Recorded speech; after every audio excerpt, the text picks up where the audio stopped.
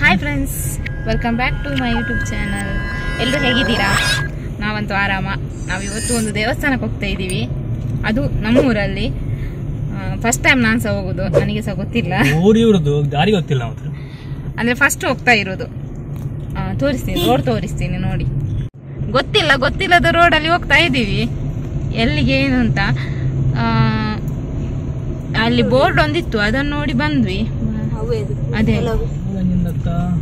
ಕೇಳಿ ರಿಕ್ಷಾದಲ್ಲ, ಒಂದು ರಿಕ್ಷಾ ಉಂಟು, ಅವ್ರ ಹತ್ರ ಕೇಳ್ತಾರೆ.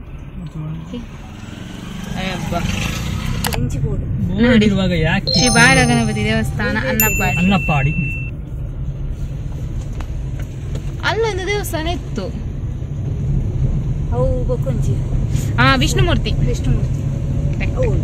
ಅದು ವಿಷ್ಣುಮೂರ್ತಿ ದೇವಸ್ಥಾನ. ಅಲ್ಲಿಂದ ನನ್ನ ಫ್ರೆಂಡ್ ಮನೆಗಿಲ್ಲೇ.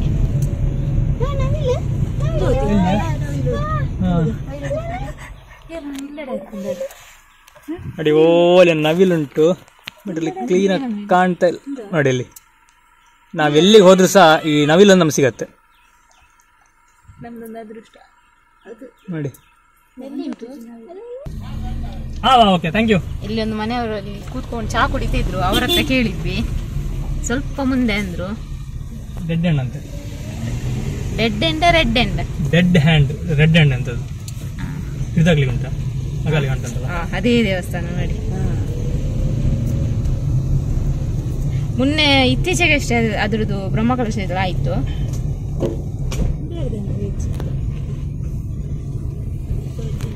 ಹಿಂದೆ ಇಷ್ಟು ಜನ ಇದ್ದಾರೆ. ಇನ್ನೊಬ್ರು ಬೈಕಲ್ಲಿ ಹಿಂದೆ ಬರ್ತಾ ಇದ್ದಾರೆ, ಹಿಂದೆಯಿಂದ ಬರ್ತಾ ಇದ್ದಾರೆ. ಕಾಣ್ತಾರೆ ಇಲ್ವಾ ಗೊತ್ತಿಲ್ಲ ನೋಡಿ. ನಮ್ಗೆ ನೆರಳಿಲ್ಲ ಉಂಟ, ನೆರಳು ನೆರಳು ನೆರಳು ನೆರಳು ನೆರಳು. ನಮ್ಮ ಮನೆಯವರು ನೆರಳು ಹುಡುಕ್ತಾ ಇದ್ದಾರೆ. ನೆರಳಿಲ್ಲ, ಇಲ್ಲಿ ಹಾಕು. ಸ್ನೇಹಿತರೆ, ನಾವಿವತ್ತು ಬಂದಿರುವಂಥದ್ದು ದಕ್ಷಿಣ ಕನ್ನಡ ಜಿಲ್ಲೆಯಲ್ಲಿರುವಂತಹ ಅನ್ನಪಾಡಿ ಅನ್ನೋ ಒಂದು ಗ್ರಾಮದಲ್ಲಿರುವಂಥ ಒಂದು ದೇವಸ್ಥಾನ. ಇದು ಬಾಲಗಣಪತಿಯ ದೇವಸ್ಥಾನ. ಈ ದೇವಸ್ಥಾನ ತುಂಬ ವಿಶೇಷವಾದಂತಹ ದೇವಸ್ಥಾನ ಅಂತಲೇ ಹೇಳ್ಬೋದು. ಇಲ್ಲಿಯ ಸ್ಥಳೀಯರ ಪ್ರಕಾರ ಇದು ಸುಮಾರು 800 ವರ್ಷಗಳ ಹಿಂದಿನ ಒಂದು ಪ್ರಾಚೀನ ದೇವಸ್ಥಾನ ಅಂತ ಹೇಳ್ಬೋದು. ಮೊದಲು ಸಣ್ಣ ಗುಡಿ ಇತ್ತು. ಆ ಗುಡಿ ಇವಾಗ ಅದನ್ನು ಜೀರ್ಣೋದ್ಧಾರ ಮಾಡಿ ಇಲ್ಲಿ ದೊಡ್ಡದಾಗಿ ಒಂದು ದೇವಸ್ಥಾನವನ್ನು ಕಟ್ಟಿದ್ದಾರೆ. ಇಲ್ಲಿ ಒಂದು ಸ್ಥಳ ಪುರಾಣ ಬಗ್ಗೆ ಇಲ್ಲಿ ಒಂದು ಕೊಟ್ಟಿದ್ದಾರೆ. ಸ್ಥಳ ಪುರಾಣದ ಪ್ರಕಾರ ಇದು ನಮ್ಮ ಮಂಗಳೂರಲ್ಲಿರುವಂತಹ ಶರವು ದೇವಸ್ಥಾನ ಇದೆ. ಆ ಶರವು ದೇವಸ್ಥಾನಕ್ಕೆ ಈ ದೇವಸ್ಥಾನವನ್ನು ಸಂಬಂಧ ಇದೆ ಅಂತ ಹೇಳಲಾಗುತ್ತೆ. ಹಾಗೆಯೇ ಇಲ್ಲಿ ಇರುವಂತಹ ಗಣಪತಿಯ ವಿಗ್ರಹ ನಮ್ಮ ನಾರ್ಮಲ್ ಈಗ ನಾವು ಒಂದು ದೇವಸ್ಥಾನ ಹೋದಾಗ ಇಲ್ಲಿ ಗಣಪತಿ ಇದೆಯೋ ಆ ರೀತಿಯಾಗಿ ಯಾವುದೇ ಗಣಪತಿ ಅಂತ ಇಲ್ಲಿ ವಿಗ್ರಹ ಇಲ್ಲ. ಇಲ್ಲಿರುವಂಥ ಗಣಪತಿಯು ಲಿಂಗರೂಪಿಯಾಗಿ ಇಲ್ಲಿ ನೆಲೆ ನಿಂತಿದ್ದಾನೆ. ಹಾಗೆಯೇ ಈ ದೇವಸ್ಥಾನದಲ್ಲಿ ತುಂಬ ವಿಶೇಷವಾದಂಥ ಒಂದು ಪೂಜೆ ಇದೆ. ಈ ದೇವಸ್ಥಾನದಲ್ಲಿ ಬಾಳಗಣಪತಿ ಅಂತೇಳಿ ಒಂದು ಹೋಮ ಮಾಡ್ತಾರೆ. ಅದು ಬೆಳಗಿನ ಜಾವ 4 ಗಂಟೆಗೆ ಮಾಡುವಂತಹ ಪೂಜೆಯಾಗಿದೆ. ಇದೊಂದು ಹೋಮ ಅಂತೆ. ಇದು ಇಲ್ಲಿಯ ವಿಶೇಷವಾದದ್ದು. ಕೆಲವರಿಗೆ ನಾನಾ ರೀತಿಯ ಕಷ್ಟ ಇರುತ್ತೆ. ನಾವು ಪ್ರತಿಯೊಂದು ಕಷ್ಟ ಬಂದಾಗ ದೇವರ ಮೊರೆ ಹೋಗ್ತೀವಿ. ಆ ನಂತರ ನಾವು ಏನಾದರೂ ಸಮಸ್ಯೆ ಇದ್ದಾಗ ಡಾಕ್ಟರ್ ಮೊರೆ ಹೋಗೋದು, ಆಮೇಲೆ ಫಸ್ಟ್ ನಾವು ದೇವರ ಮೊರೆ ಹೋಗ್ತೀವಿ. ಹಾಗಾಗಿ ದೇವಸ್ಥಾನದಲ್ಲಿ ಇಲ್ಲಿ ಒಂದು ಪೂಜೆ ಮಾಡೋದ್ರಿಂದ ಅಥವಾ ಬಾಲಗಣಪತಿ ಹೋಮ ಮಾಡೋದ್ರಿಂದ ಹಲವಾರು ರೀತಿಯ ಸಮಸ್ಯೆಗಳು ದೂರ ಆಗುತ್ತಂತ ಇಲ್ಲಿ ಸ್ಥಳೀಯರ ನಂಬಿಕೆ. ಬನ್ನಿ, ನಾವು ಮೊದಲಿಗೆ ದೇವಸ್ಥಾನ ಒಳಗೆ ಹೋಗಿ ದೇವಸ್ಥಾನ ಹೇಗಿದೆ ಅನ್ನೋದನ್ನ ನೋಡೋಣ. ತುಂಬ ಚೆನ್ನಾಗಿದೆ. ನೀವು ನಾವು ಹಿಂದೆ ನೋಡ್ತಿರ್ಬೋದು, ಇಲ್ಲಿ ಏನು ಕಾಣ್ತಿದೆಯೋ ಇದೆಲ್ಲ ತುಂಬ ಒಂದು ಯುನೀಕ್ ಆಗಿರೋ ರೀತಿಯಲ್ಲಿ ಮಾಡಿದ್ದಾರೆ. ಇದು ನಾರ್ಮಲ್ ಕಲ್ಲಲ್ಲ ಅಥವಾ ಪೈಂಟ್ ಅಲ್ಲ. ಇದು ಬಂದು ನಮ್ಮ ಕೆಂಪು ಕಲ್ಲಂತ ಬರುತ್ತೆ ಈ ಮಂಗಳೂರು ಕಡೆ ಎಲ್ಲ, ಇದರಲ್ಲಿ ಮಾಡಿರುವಂತಹ ಒಂದು ಗೋಡೆ. ಇದು ತುಂಬ ಚೆನ್ನಾಗಿದೆ. ಇಲ್ಲಿ ನೋಡ್ಬೋದು ಈ ಗೋಡೆ ಎಷ್ಟು ಸ್ಮೂತ್ ಇದೆ ಅಂದರೆ ತುಂಬ ನೈಸ್ ಆಗಿದೆ. ಈ ಕೆಂಪು ಕಲ್ಲಿದೆಯಲ್ಲ ಅದನ್ನು ಕ್ಲೀನಾಗಿ ಇದನ್ನು ಪಾಲಿಷ್ ಮಾಡಿದ್ದಾರೆ. ತುಂಬ ಚೆನ್ನಾಗಿದೆ. ಇಡೀ ದೇವಸ್ಥಾನದ ಗೋಡೆ ಸಹ ಇದೇ ರೀತಿಯಾಗಿ ಮಾಡಲಾಗಿದೆ ನೋಡಿ. ಇಲ್ಲಿ ಮೇಲ್ಛಾವಣಿ ಸಹ ಹಾಗೆ ತುಂಬ ಚೆನ್ನಾಗಿದೆ. ಯುನೀಕಾಗಿ ಒಂದು ಮಾಡಿದ್ದಾರೆ. ಚೆನ್ನಾಗಿದೆ ದೇವಸ್ಥಾನ ನೋಡಲಿಕ್ಕೂ ಸಹ. ಇನ್ನೊಂದು ತುಂಬ ಖುಷಿಯಾಗಿರೋದು ಅಂತಂದರೆ ಇಲ್ಲಿಯ ಪ್ರಕೃತಿ. ಇಲ್ಲಿ ಸುತ್ತಲೂ ಗದ್ದೆ ಇದೆ. ಗದ್ದೆ ಮತ್ತು ತೋಟ, ಇದರ ನಡುವಲ್ಲಿ ಒಂದು ದೇವಸ್ಥಾನ. ತುಂಬ ಚೆನ್ನಾಗಿದೆ. ನಾವು ಆಲ್ಮೋಸ್ಟ್ ಎಲ್ಲಿ ಹೋದರೂ ಸಹ ನಮಗೆ ಸಿಗುವಂಥದ್ದು ಇದೇ ರೀತಿಯ ಒಂದು ಪ್ರಕೃತಿ ನಡುವಲ್ಲಿರುವಂತಹ ದೇವಸ್ಥಾನಗಳೇ ನೋಡಿ. ತುಂಬ ಚೆನ್ನಾಗಿದೆ.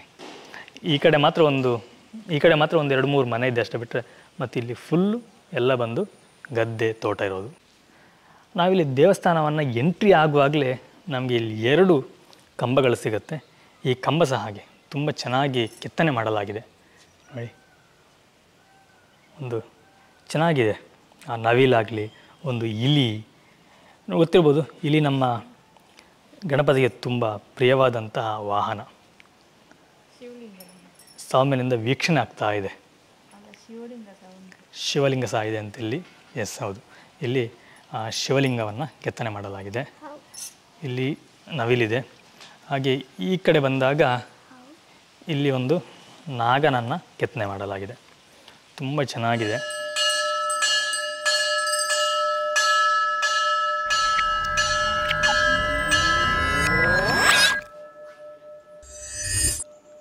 ಒಳಗಡೆ ಪೂಜೆ ನಡೀತಾ ಇದೆ. ಇದು ನಮ್ಮ ದೇವಸ್ಥಾನದ ದ್ವಾರ. ಇದು ನಾವು ಇದರಿಂದ ಒಳಗೆ ಹೋಗಬೇಕು. ಒಳಗೆ ಹೋದಾಗ ನಮಗೆ ಈ ರೀತಿಯಾಗಿ ದೇವಸ್ಥಾನ ಕಾಣಲಿಕ್ಕೆ ಸಿಗುತ್ತೆ. ಇದು ಬಂದು ಈ ದೇವಸ್ಥಾನದ ತೀರ್ಥ ಮಂಟಪ. ಹಾಗೆ ನಾವು ಒಂದು ರೌಂಡ್ ಹೋಗಿ ಬರುವ.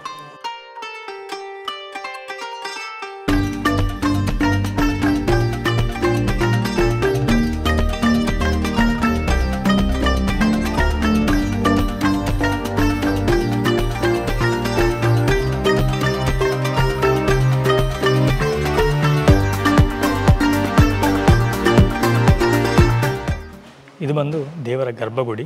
ನಾನು ನಿಮಗೆ ಇಲ್ಲಿ ದೇವರ ಮೂರ್ತಿನ ತೋರಿಸ್ತಾ ಇಲ್ಲ. ಹಾಗೆ ಸ್ವಲ್ಪ ನಿಧಾನ ಮಾತಾಡ್ತಿದ್ದೀನಿ, ಯಾಕಂದರೆ ಇಲ್ಲಿ ಪೂಜೆ ನಡೀತಾ ಉಂಟು. ಭಟ್ರು ನೋಡಿ ಅಲ್ಲಿ ಯಾರಿಗೋ ಬಂದಿದ್ದಾರೆ, ಹಾಗಾಗಿ ಅವರಿಗೆ ಪೂಜೆ ಮಾಡಿಕೊಡ್ತಿದ್ದಾರೆ. ಹಾಗೆ ಹೆಚ್ಚು ಜೋರಾಗಿ ಮಾತಾಡ್ತಾ ಇಲ್ಲ, ನಿಧಾನವಾಗಿ ನಾನು ಇಲ್ಲಿ ಮಾತಾಡ್ತೀನಿ.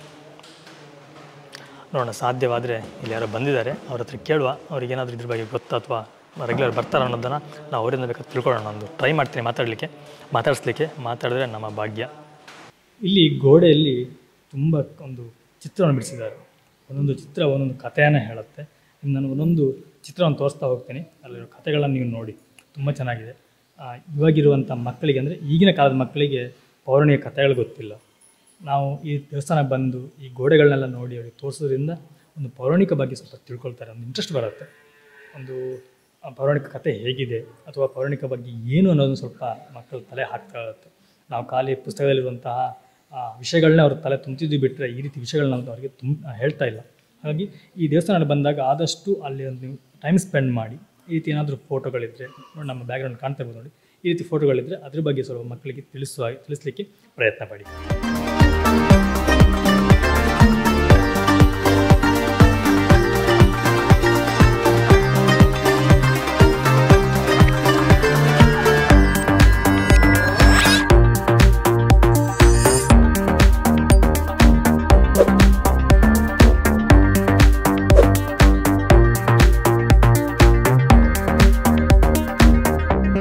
ಹಾಗೆಯೇ ನಮ್ಮ ದೇವಸ್ಥಾನದ ಪಕ್ಕದಲ್ಲೇ ಒಂದು ನಾಗ ಸನ್ನಿಧಿ ಸಹ ಇದೆ. ಇಲ್ಲಿ ನಾಗ ನೋಡ್ಬೋದು, ನಾಗನ ಸನ್ನಿಧಿ ಸಹ ಇದೆ. ಇಲ್ಲಿ ಸಹ ನಾವು ಬಂದು ಕೈ ಮುಗಿದು ಹೋಗಬಹುದು. ಸ್ನೇಹಿತರೆ, ನೋಡಿದ್ರಲ್ಲ, ಇದಿಷ್ಟು ಈ ದೇವಸ್ಥಾನದ ಬಗ್ಗೆ ಒಂದು ಸಂಕ್ಷಿಪ್ತವಾದಂಥ ಮಾಹಿತಿ. ಈ ವಿಡಿಯೋ ನೋಡಿದ ಪ್ರತಿಯೊಬ್ಬರಿಗೂ ಆ ಬಾಲಗಣಪತಿ ಆಶೀರ್ವದಿಸಲಿ, ಹಾಗೆ ಆರೋಗ್ಯ ಕೊಟ್ಟು ಕಾಪಾಡಲಿ ಅಂತೇಳಿ ನಾನು ಹಾರೈಸ್ತೀನಿ. ಸ್ನೇಹಿತರೆ, ನೀವು ಇಲ್ಲಿ ಬರಬೇಕಂತಂದರೆ ತುಂಬ ಈಸಿ. ಬಂಟ್ವಾಳದಿಂದ ನೀವು ಬೀಚ್ ರೋಡಿಂದ ಇಲ್ಲಿಗೆ ಆರಾಮ್ಸೆ ಬರ್ಬೋದು. ನನಗೆ ಇಲ್ಲಿ ಮ್ಯಾಪ್ ಹಾಕ್ತೀನಲ್ಲ, ಈ ಮ್ಯಾಪ್ ನೀವು ಒಂದು ಸ್ಕ್ರೀನ್ಶಾಟ್ ತೆಗೆದು ಇಟ್ಕೊಳ್ಳಿ ಅಥವಾ ಮ್ಯಾಪನ್ನು ಯೂಸ್ ಮಾಡಿ ನೋಡಿ. ಇದರಲ್ಲಿ ನಿಮಗೆ ಕ್ಲೀನಾಗಿ ಡೀಟೇಲ್ಸ್ ಬರುತ್ತೆ. ನಿಮಗೆ ಇದನ್ನು ನೀವು ಅನುಸರಿಸ್ಕೊಂಡು ಈ ದೇವಸ್ಥಾನಕ್ಕೆ ನೀವು ಬರಬಹುದು. ಈ ಪುಣ್ಯಕ್ಷೇತ್ರದಲ್ಲಿ ಇವತ್ತಿನ ಬ್ಲಾಗ್ ನಾನು ಮುಕ್ತಾಯ ಮಾಡ್ತಿದ್ದೀನಿ. ಥ್ಯಾಂಕ್ ಯು, ಬಾಯ್, ನಮಸ್ಕಾರ. ಇಲ್ಲಿದ್ದು ಮುಗಿಸಿ ನಾವು ದೇವಸ್ಥಾನದಲ್ಲಿ ಬಂದು ಪೂಜೆ ಎಲ್ಲ ಆಯಿತು, ಮುಗಿಸಿ ಈಗ ಹೋಗ್ತಾ ಇದ್ದೀವಿ. ಇಲ್ಲಿ ಹೊರಗಡೆ ಎಲ್ಲ ತೆಂಗಿನಕಾಯಿದ್ದು ಎಂತ ಸಿಪ್ಪೆ ಹಾಕಿದ್ದಾರೆ. ಅಂದ್ರೆ ನಡಿಗೆಗೆಲ್ಲ ಆಗ್ತದಲ್ಲ ಅದು, ಹೊಲೆ ಉರಿಸ್ಲಿಕ್ಕೆ. ಇಲ್ಲಿ ನಾನು ಆವಾಗ್ಲೇ ಹೇಳಿದೆ ವಿಷ್ಣುಮೂರ್ತಿ ದೇವಸ್ಥಾನ ಅಂತ, ತಪ್ಪಾಗಿ ಹೇಳಿದ್ದೀನಿ. ಅದು ಈಶ್ವರ ದೇವಸ್ಥಾನ. ನನಗೆ ಅದು ಮರ್ತೋಗಿತ್ತು, ಅಂದ್ರೆ ಬಂದಿಲ್ಲಲ್ಲ ನೋಡಿ. ಇದೆ, ನನಗೀಗ ಹೋಗ್ಲಿಕ್ಕೆ ಆಗುದಿಲ್ಲ. ಇದು ಈಚೆ ಹೋದ್ರೆ ಬಾಲಗಣಪತಿ ದೇವಸ್ಥಾನ, ಈಚೆ ಹೋದ್ರೆ ಇದು ಅದೇ ರೋಡಲ್ಲಿ ಹೋದ್ರೆ ಈಶ್ವರ ದೇವಸ್ಥಾನ. ಮತ್ತೆ ಈಚೆ ನಮ್ಗೆ ಮೇನ್ ರೋಡ್ ಸಿಗುದು. ಸ್ವಲ್ಪ ಮಳೆ ಬರ್ತಾ ಉಂಟು, ಲೈಟ್ ಆಗಿ, ಜೋರೇನಲ್ಲ. ನಾವೀಗ ಅಲ್ಲಿಗೆ ಹೋಗ್ತಾ ಇಲ್ಲ, ನಾವು ಸೀದಾ ಹೋಗ್ತಾ ಇದ್ದೀವಿ. 2 ದೇವಸ್ಥಾನ ಉಂಟು. ಇಲ್ಲಿಗೆ ಬಂದ್ರೆ 2 ದೇವಸ್ಥಾನ ಸಹ ಹೋಗಿ ಬನ್ನಿ. ಯಾರಾದ್ರೂ ಬರೋರಿದ್ರೆ 2 ದೇವಸ್ಥಾನಕ್ಕೆ ಹೋಗಿ ಬನ್ನಿ. ತಂದೆ ಮತ್ತು ಮಗಂದು ಉಂಟು. ಕರೆಕ್ಟ್ ಅದ? ಅಲ್ಲ, ನಾನು ಹೇಳಿದ್ದು ಕರೆಕ್ಟ್ ಇತ್ತಲ್ವಾ ಅಂತ. ಸ್ವಲ್ಪ ಕನ್ನಡ ನಂದು ಕರೆಕ್ಟ್ ಇಲ್ಲ, ಅದಕ್ಕಾಗಿ ಹೇಳ್ತಾ ಇದ್ದೀನಿ. ಅದೊಂದು ಹೂವು ನಾನು ಇವರ ಹತ್ರ ಯಾವಾಗ್ಲೂ ಹೇಳ್ತೀನಿ, ಚೆನ್ನಾಗ್ ಕಾಣ್ತದೆ ತುಂಬಾ. ಈಗ ಹೊರಗೆ ಹೋಗಿ ತೆಗಿಯುವಷ್ಟಿದಿಲ್ಲ ತಾಳ್ಮೆ. ಮಳೆ ಸಹ ಬರ್ತಾ ಉಂಟು. ನನ್ನ ಮಗಳು ಈಗ ಅಳ್ತಾಳೆ ಪಾಪ. ಅವಳಿಗೆ ಹೊಟ್ಟೆಗೆ ಎಂತ ಇಲ್ಲ, ಆಯ್ತು 1-2 ಗಂಟೆ ಆಯ್ತು, ಅವಳಿಗೆ ಹೊಟ್ಟೆಗೆ ಎಂತ ಕೊಟ್ಟಿಲ್ಲ.